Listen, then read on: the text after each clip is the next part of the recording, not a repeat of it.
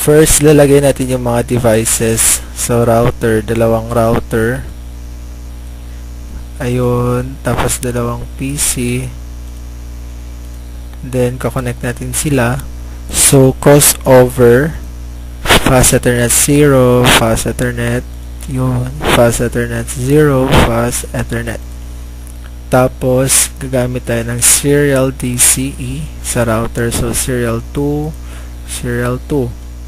Now, gamitin tayo ng rollover. So, gagamitin natin is console, tapos RS232. Yun, connect natin sila. Ayan. Rename natin yung router natin as Lab A. Yung isa naman as Lab B. Remain na lang yung PC natin. And then, ngayon, ilalagay ko yung mga IPs.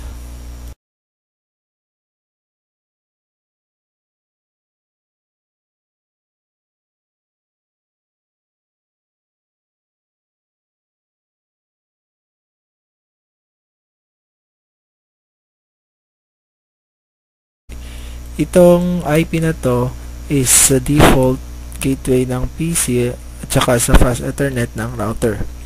After nun, configure na natin yung Lab A router natin. So, punta tayo sa CLI. Yan. Just type no. Enter, enable.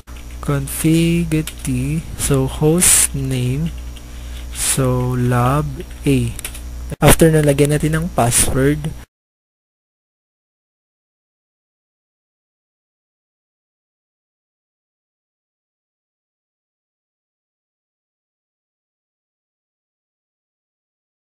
Lagyan natin siya ng parang welcome message.